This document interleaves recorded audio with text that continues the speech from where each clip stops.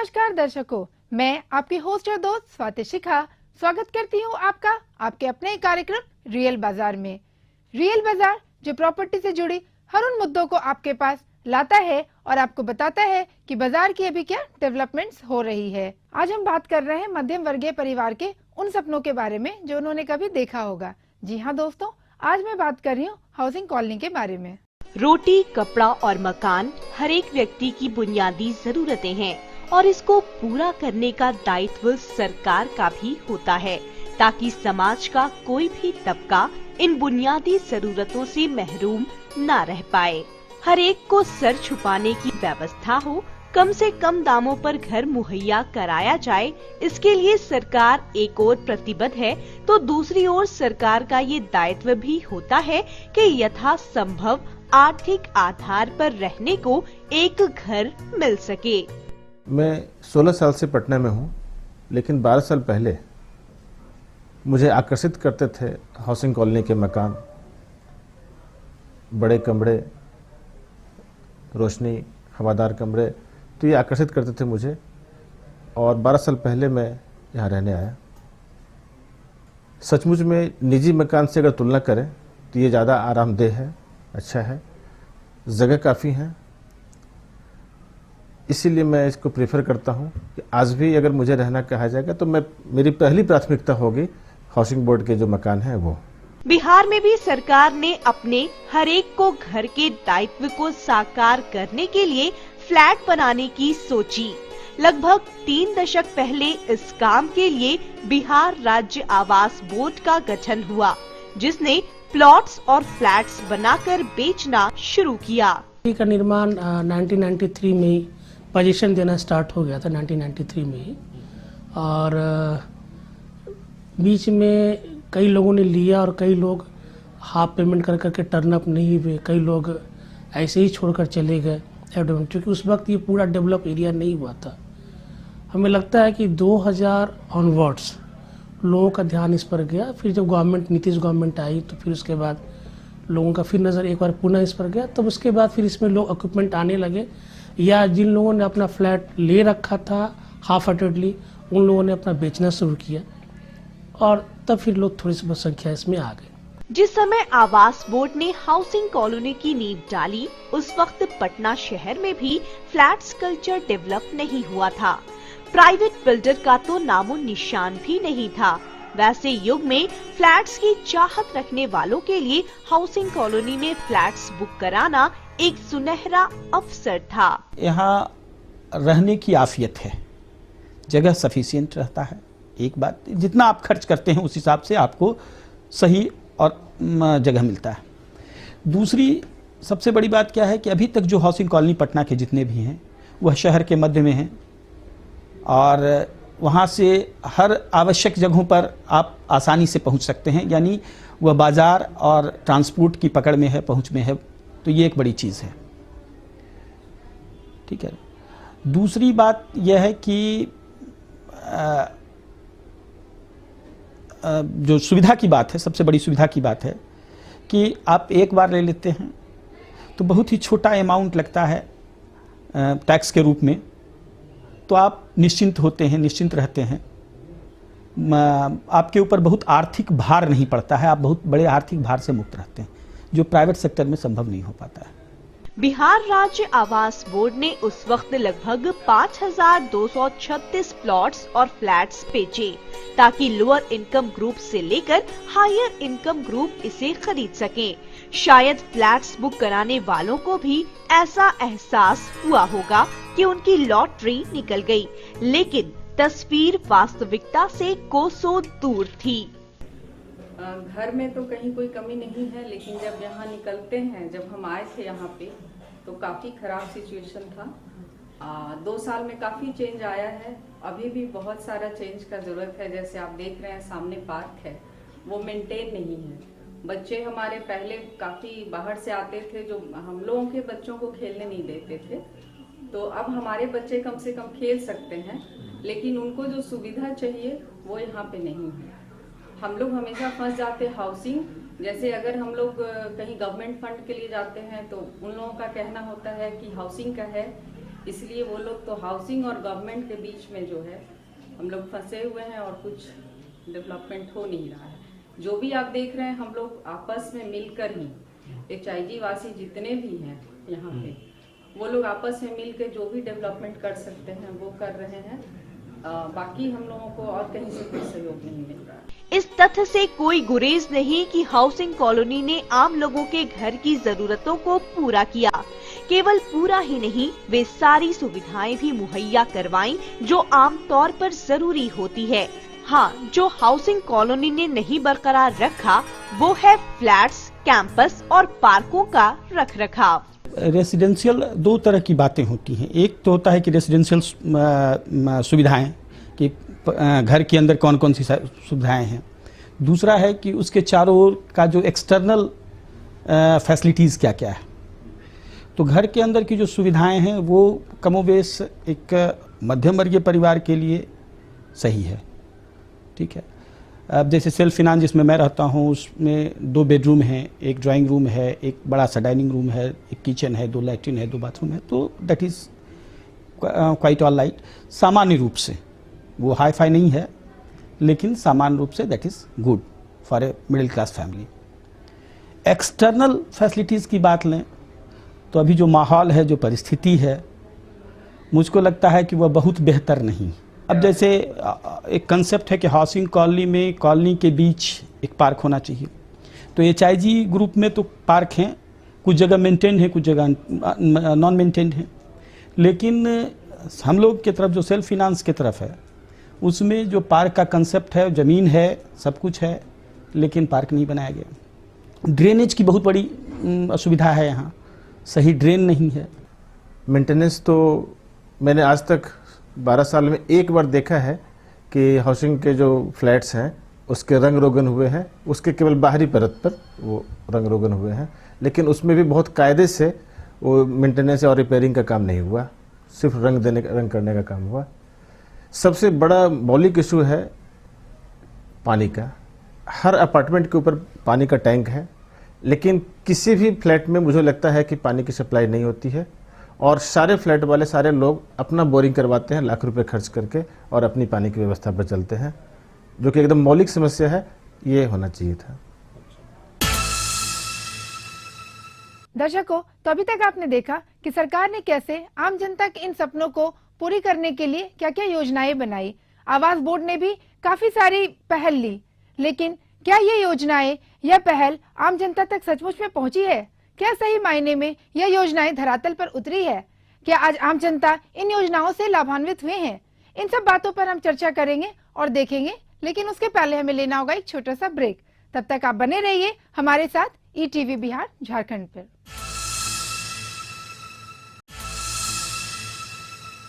दर्शकों, एक बार फिर से आपका स्वागत है आपके कार्यक्रम रियल बाजार में। अभी तक हमने देखा कि मध्यम वर्गीय लोगों के सपनों को पूरा करने के लिए सरकार ने और आवास बोर्ड ने काफी सारी पहल भी ली और ये योजनाएं कुछ हद तक सफल भी रही।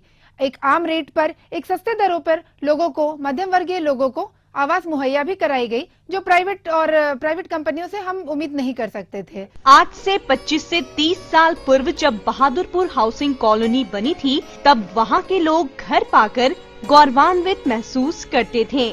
लेकिन आज के दौर में जब पटना शहर में प्राइवेट बिल्डर्स द्वारा हजारों अपार्टमेंट बन रहे हैं, तब वे लोग ठगे महसूस कर रहे हैं। हाउसिंग बोर्ड जब हमें अलॉट मिला था, आज से 25 साल पहले मेरे फादर ने अलॉट किया था, तो उस समय की कंडीशन अलग थी और वाटर सप्लाई भी रेगुलर थी, जो हमारे ऊपर पंप करके जो सीमेंट की बड़े बड़े टैंक्स बने उसमें आती थी। लेकिन कुछ दिनों बाद वाटर सप्लाई बंद हो गया और अभी तक नहीं हो पा रहा है। सब जितने टैंक्स हैं वो सूखे पड़े हुए हैं और साथ में सब लोगों ने इंडिविजुअल बोरिंग करा रखा है, क्योंकि उनको फोर्स करना पड़ा। और अब जो वाटर पंप सुबह शाम चलता भी है तो नीचे जो इलीगल LIG और MIG फ्लैट्स के वासिंदे हैं उनके पास जा रहे कि उन्होंने पाइप को तोड़ दिया, इसको कोई देखने वाला नहीं है। साफ़ सफाई हो नहीं रही है। पीछे वाले एक रोड के लिए हमें हाई कोर्ट में जाके रिट पब्लिक पिटीशन फाइल करना पड़ा, तब जाके एक रोड कंस्ट्रक्ट हुए। पहली बार जो इसमें डेंटिंग पेंटिंग हुआ है, that is not because of housing board, that because of their compulsion. मतलब ये सेंस ये है कि वो हम पर कृपा उन्होंने नहीं किया, क्योंकि उनको MLAs को टेम्परेट करना था, यहाँ उनको लेके आना था इसलिए उन्होंने रंग रोगन किया।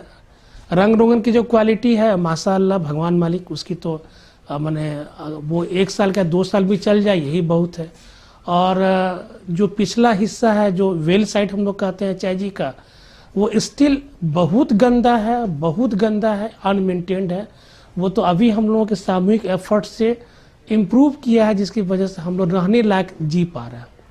अदरवाइज हम आपको मैंने कंटिन्यूटी में बता रहे हैं कि हाउसिंग बोर्ड का रेजिडेंट्स के प्रति कोई कृपा नहीं हुआ है, बल्कि हम लोगों को एक तरीके से विलेज के नाम पर एक तरीके से कह लीजिए कि परेशानी किया गया, इधर तोड़ उधर फोड़, हम लोग ये साफ करवावे तो वो गंदा कर दे, पार्क ठीक करवावे तो पार्क को तोड़वा दे, ये वगैरह वगैरह से हम लोग खुद ही त्रस्त हैं। हाउसिंग कॉलोनी की बिल्डिंग और फ्लैट्स की बात की जाए तो मेंटेनेंस के नाम पर 0, जबकि प्राइवेट अपार्टमेंट में सोसाइटी का प्रावधान है जो अपार्टमेंट के रखरखाव के साथ साथ कॉमन इंटरेस्ट जैसी बातों पर ध्यान देती है।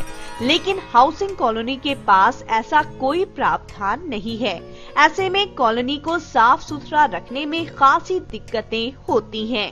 आप तकनीकी तौर पर जब जाएंगे तो आप ये पाएंगे कि अपार्टमेंट एक्ट जो बना है, जहां सोसाइटी फॉर्मेशन की बात है, that is not applicable to the flats of the housing board. मतलब अगर हम लोग सोसाइटी फॉर्म करना चाहते हैं नहीं कर सकते, तो क्यों भाई हाउसिंग बोर्ड इसको मेंटेन करेगी। और हाउसिंग बोर्ड मेंटेन क्या कर रही है, 27 साल में उनका केवल एक ही पर्पस होता है कि फंड किसी ढंग से आए, वो फंड का वारा न्यारा हो जाए और काम खत्म हो जाए। पार्क डेवलपमेंट के नाम पर करीब 7 लाख की मिट्टी का टेंडरिंग हुआ था, मतलब 1 ब्लॉक। स्थिति ये है कि 2 लाख का भी वहां पर शायद मिट्टी नहीं गिरा होगा। सोसाइटी के अभाव में जहां एक और मेंटेनेंस एक बड़ी समस्या बनी हुई है, वहीं दूसरी ओर हाउसिंग कॉलोनी की सुरक्षा पर भी प्रश्न चिन्ह लगा हुआ है। प्राइवेट बिल्डर्स द्वारा बनाए गए अपार्टमेंट में 1-2 सिक्योरिटी वाले भी होते हैं जो आने जाने वालों की गतिविधियों पर नजर बनाए रखते हैं, लेकिन हाउसिंग कॉलोनी पर सुरक्षा की कौन पूछे। फ्लैटों पर अवैध कब्जे ने समस्या को और भी गंभीर बना दिया है। इसमें एक जो परेशानी, जो सबसे बड़ी परेशानी ये आ रही है कि जैसे सपोज यहाँ एक कैंपस के अंदर 192 फ्लैट्स हैं। 192 फ्लैट्स में ऐसे भी लोग हैं जिन्होंने फ्लैट तो लिया, लेकिन वो कहीं फ्लैट पर टर्न अप नहीं हुए, चाहे उन्होंने पार्टली पेमेंट किया हो चाहे फुल पेमेंट किया। ऐसे ही फ्लैट्स हैं जो हाउसिंग बोर्ड ने किन्हीं को बेचा ही नहीं। तो रिजल्टेंट क्या हुआ कि वो चूंकि वो शुरू में तो ऐसे ही लावारिस फ्लैट सारे पड़े हुए करते थे, कई लोग इसमें आकर करके रहने लगे, आसपास के लोग आकर रहने लगे, और वो पिछले 20 वर्षों 22 वर्षों से लगातार रह रहे हैं।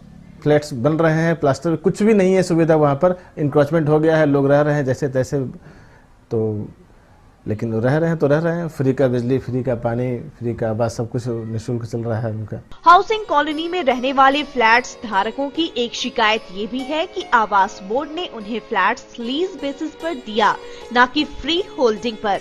ऐसी स्थिति में अगर उन्हें फ्लैट बेचने की दरकार हुई तो वे फ्लैट्स बेच नहीं सकते, केवल ट्रांसफर कर सकते हैं, और बिके हुए अमाउंट का आधा हिस्सा आवास बोर्ड को चला जाएगा, जो अनुचित है। जब वो फ्लैट हम लोग परचेज या सेल करते हैं तो जो इनहैंस्ड प्राइस होता है, सपोज कि पिछली बार किसी ने 10 लाख में बेचा, आज के डेट में उसको 40 लाख में बेचा जा रहा है, तो वो जो इनहैंस प्राइस है 30 लाख, उसका 50% 15 लाख रुपए हाउसिंग बोर्ड को जमा करना होता है। तो ये प्रॉफिटेबिलिटी का वो पार्टनर बनते हैं, लेकिन मेंटेनेंस का पार्टनर वो नहीं बनते हैं। अभी वर्तमान जो स्थिति है वो बहुत अच्छी नहीं लग रही है। दोस्तों, अभी तक हम बात कर रहे थे हाउसिंग कॉलोनी के बारे में, वहां पे रह रहे लोगों के बारे में, उसके रखरखाव के बारे में और उनकी कुछ समस्याओं के बारे में। ऐसी बातों पर हम और भी चर्चा करते रहेंगे और ये सब आप तक पहुंचाते रहेंगे, लेकिन उसके पहले लेना होगा हमें एक छोटा सा ब्रेक।